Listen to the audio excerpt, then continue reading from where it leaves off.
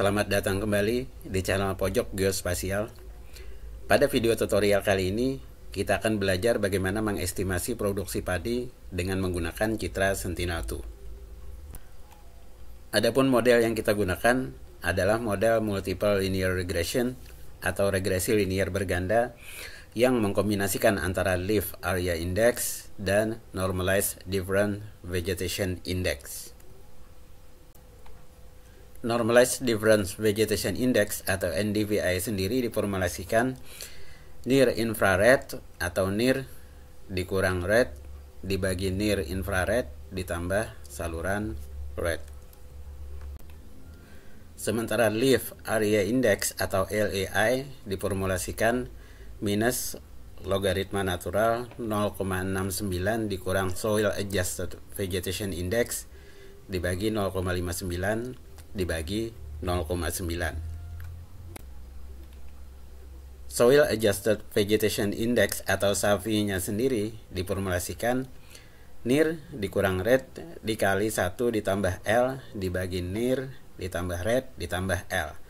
L merupakan Soil Adjusted Factor yang biasanya ditetapkan 0,5. Model estimasi produksi padi ini awalnya dikembangkan untuk citra spot 4. Dan dari sumber literaturnya, model ini ternyata memberikan hasil yang cukup akurat. Memang model ini diformulasikan dan diuji pada sawah yang ada di Mesir. Untuk wilayah Indonesia, kami belum tahu apakah sudah diuji atau belum.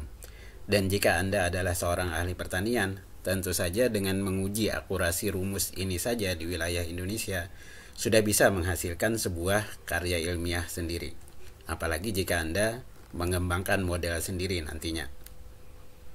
Lebih jauh, menurut sumber literaturnya, model ini paling tepat jika diaplikasikan 90 hari setelah tanaman padi itu ditanam. Sementara pada literatur lain, dijelaskan bahwa model ini dapat diaplikasikan sebulan sebelum panen. Sebagaimana biasa, referensi untuk formula-formula ini kami sertakan pada deskripsi video di bawah. Silahkan Anda menelusuri masing-masing literatur jika Anda ingin mempelajari teorinya.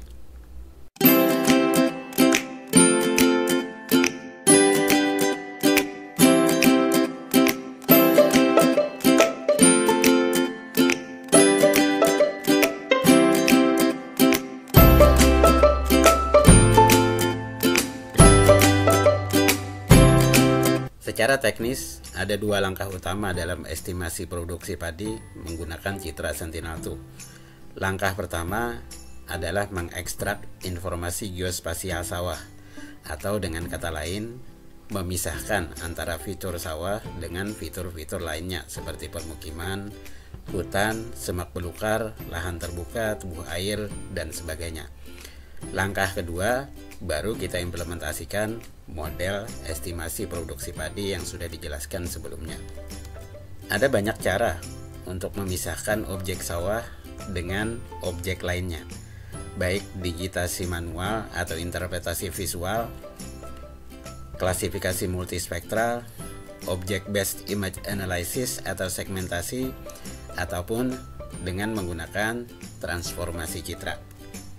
Teknik yang paling praktis menurut kami adalah menggunakan transformasi citra. Dalam hal ini kita akan menggunakan indeks vegetasi yaitu Normalized Difference Vegetation Index atau NDVI. Untuk mengekstrak informasi geospasial sawah dengan menggunakan NDVI, kita memerlukan citra multitemporal, yaitu citra pada saat sebelum panen dan citra setelah panen. Hal ini dikarenakan nilai NDVI sawah sebelum panen dengan nilai NDVI sawah setelah panen akan menunjukkan perbedaan yang sangat signifikan. Perbedaan atau perubahan nilai NDVI sawah yang sangat signifikan dari saat sebelum panen dengan saat setelah panen menjadi ciri khas objek sawah. Dengan mengeksploitasi perubahan nilai NDVI ini, kita dapat mengekstrak atau membedakan objek sawah dari objek-objek lainnya. Pada contoh kasus kita ini, kita akan mengestimasi produksi padi di sebagian wilayah Kabupaten Banjar, Provinsi Kalimantan Selatan. Citra sebelum panen diambil pada tanggal 30 Juni tahun 2019, sedangkan citra setelah panen diambil pada tanggal 13 September 2019.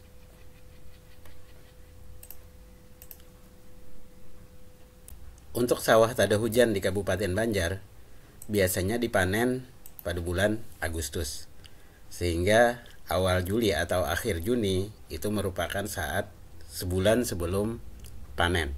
Bisa kita lihat di sini, ini adalah sawah pada bulan Juni, sedangkan ini adalah sawah pada bulan September atau pasca panen. Baik, langkah pertama kita akan menghitung NDVI dulu, baik NDVI sebelum panen maupun NDVI setelah panen.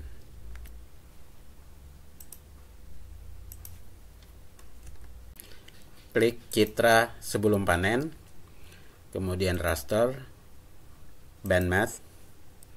Misalnya kita beri nama NDVI pre-harvest. Kemudian kita masukkan formula NDVI, yaitu NIR dikurang red dibagi NIR ditambah red.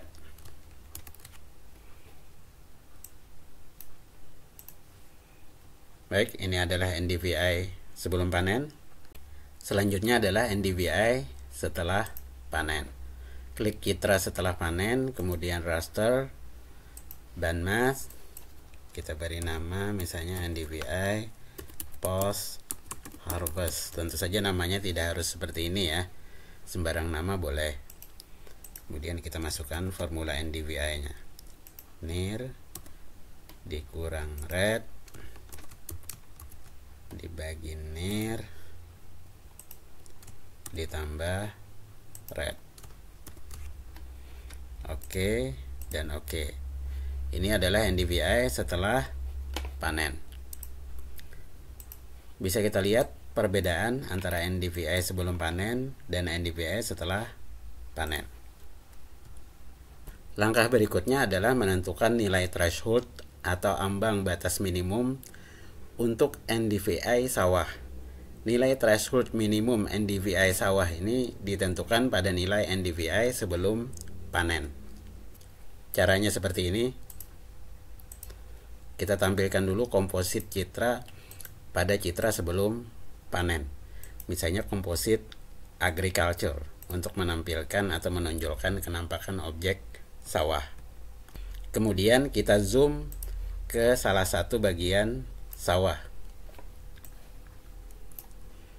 Kemudian pada toolbar klik New Vector Data Container. Misalnya kita beri nama sampel sawah. Baik. Kemudian kita klik salah satu dari ini, apakah persegi 4 ini, kemudian bentuk poligon ataupun bentuk lingkaran. Agar lebih mudah biasanya kami menggunakan poligon agar sudut-sudutnya bebas. Kemudian kita ambil beberapa sampel objek sawah.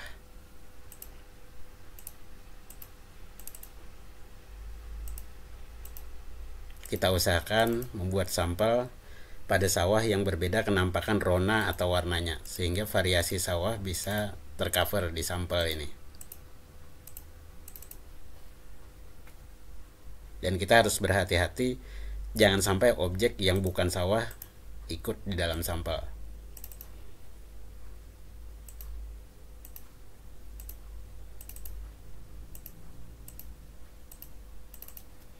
Baik, sepertinya sudah cukup sampel untuk sawah. Mungkin muncul pertanyaan, bagaimana jika kita sulit membedakan antara objek sawah dengan objek lainnya? Atau misalnya saya belum berpengalaman dalam menginterpretasi objek sawah pada citra Sentinatu. Nah, cara yang paling mudah adalah sawah ini kita digitasi di citra resolusi tinggi. Misalnya di Google Map juga boleh, atau di citra drone. Kemudian hasil digitasinya kita simpan dalam bentuk save file. Selanjutnya save filenya kita import dengan menggunakan import vector data S3 save file. Nah, itu nanti hasilnya akan sama saja. Baik, itu adalah cara lain jika kita sulit mengenali objek sawah di Citra Sentinel-2 ini. Setelah sampel sawah terbentuk, langkah selanjutnya adalah menentukan nilai threshold NDVI untuk sawah. Caranya seperti ini. Kita klik NDVI pre-harvest, kemudian pada toolbar klik statistik atau tombol yang bertanda sigma ini. Kemudian kita klik use ROI mask. Pastikan di sini yang dipilih adalah sampel sawah. Kemudian klik tombol refresh view. Bisa kita lihat nilai NDVI minimum untuk sawah adalah 0,7819. Nilai ini bisa Anda catat. Selanjutnya, dengan menggunakan nilai minimum NDVI untuk sawah ini, kita akan membuat masking untuk objek sawah. Caranya seperti ini. Klik raster, band math. Kemudian pada kolom name, misalnya kita ketikkan nama sawah atau nama apa saja boleh. Kemudian klik edit expression. Sekarang masukkan ekspresi seperti ini. If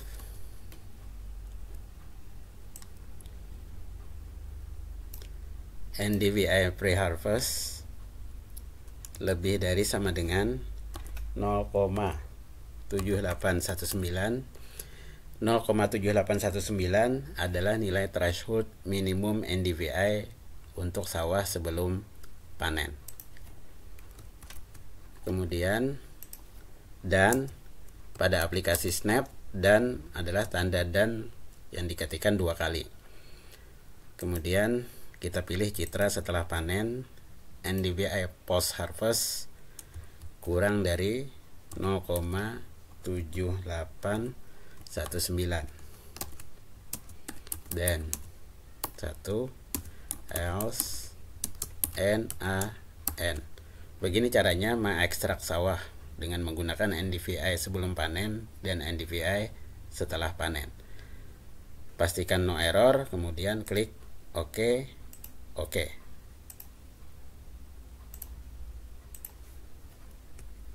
Ini adalah hasilnya. Yang berwarna putih pada citra ini adalah objek sawah, sedangkan yang berwarna hitam adalah objek selain sawah. Memang hasilnya ini akurasinya sangat tergantung dari sampel yang sudah kita buat. Jika ternyata hasilnya kurang akurat, kita bisa ulang kembali prosesnya dengan mendesain ulang sampel sawah. Untuk contoh kasus kita ini, kita anggap saja sawah yang dihasilkan ini sudah cukup akurat. Selanjutnya adalah membuat masking sawah. Caranya adalah seperti ini. Klik Mask Manager, kemudian klik tombol X. Pada raster, cari sawah. Kemudian min value-nya 1, max value-nya juga 1. Klik OK. Nah, ini adalah masking sawah. Misalnya ini kita beri nama saja. Tidak boleh lagi nama sawah ya, karena sudah ada nama sawah sebelumnya. Kita beri nama misalnya masking sawah. Baik, masking sawah ini nanti akan kita gunakan untuk memotong citra ini agar citra yang dihasilkan nantinya hanya menampilkan sawah saja. Sekarang kita masking citra sebelum panen dengan menggunakan masking sawah. Baik, klik citranya, kemudian raster mask land C mask. Tentukan outputnya, misalnya saya simpan di dalam folder padi ini. Kemudian processing parameters, kita blok saja band 1 sampai dengan band 12. Kemudian hilangkan centang use SLTM, klik use vector as mask. Pastikan yang dipilih untuk masking adalah masking sawah. Baik, selanjutnya klik run.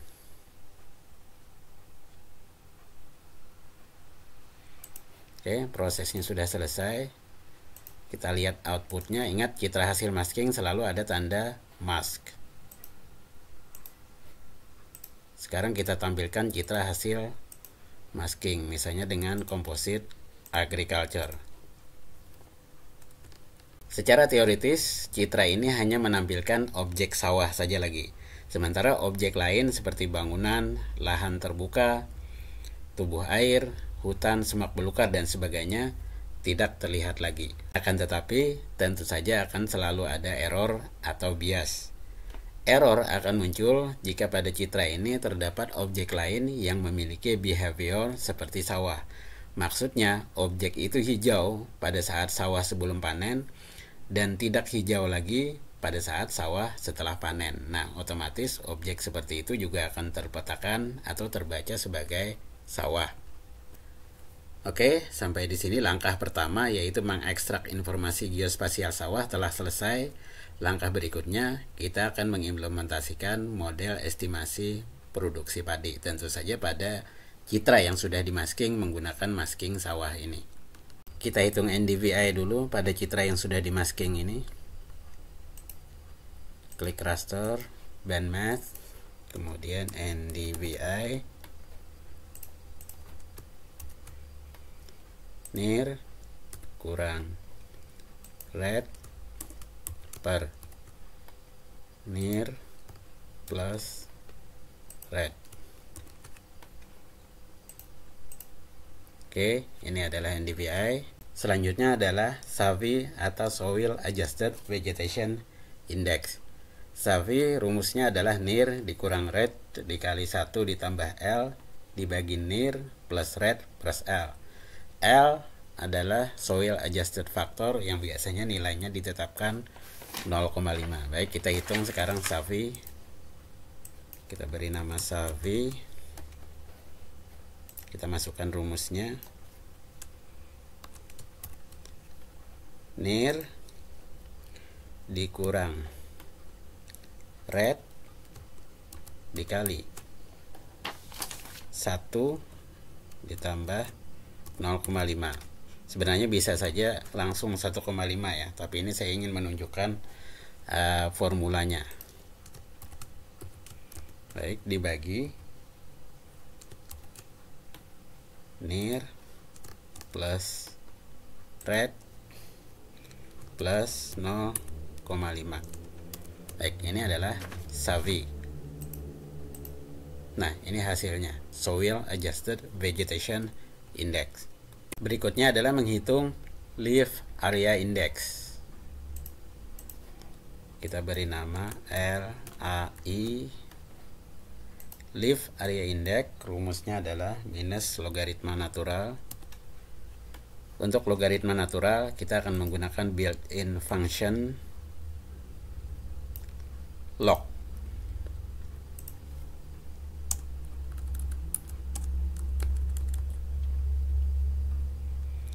(0,69) dikurang SAVI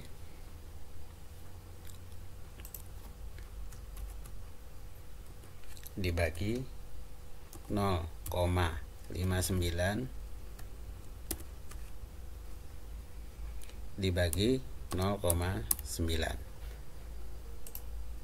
Baik, seperti ini implementasi dari rumus Leaf Area Index. Klik OK dan OK. Ini adalah yang disebut Leaf Area Index. Langkah terakhir, kita akan memasukkan model regresi linear berganda untuk estimasi produksi padi. Raster bandmath. Misalnya kita beri nama produksi. Karena ini sudah punya satuan, sesuai teorinya satuannya adalah ton per hektar, maka di sini di bagian unit kita isi dengan ton per HA. Kemudian kita klik edit expression. Pada kolom expression masukkan formula minus 3,11 ditambah 1,684 dikali LAI ditambah 12,458 dikali NdVi. Seperti ini kira-kira implementasi model regresi linear untuk estimasi produksi padi. Selanjutnya kita klik OK dan OK. Nah, ini hasilnya. Sekarang akan kita lihat. Kalau sampel sawah ini muncul, bisa kita klik Layer Manager, kemudian Vektor Data, hilangkan centang sampel sawah. Nah, dia akan menghilang. Nah, jika kita klik panel Pixel Info, kemudian tunjuk ke sembarang tempat di area sawah, di sini akan terlihat produksi dalam ton per hektar. Nah, kita bisa beri warna untuk menonjolkan kenampakan distribusi dari estimasi produksi padi ini. Misalnya saya beri warna ini misalnya. Nah, ini adalah hasil akhir dari estimasi produksi padi menggunakan Citra Sentinel-2. Tentu saja jika Anda ingin melayout peta ini nantinya, Anda dapat mengekspornya ke Geotiff, kemudian dimasukkan ke dalam software GIS seperti ArcGIS atau QGIS. Demikian video tutorial kita kali ini. Sampai jumpa di video berikutnya.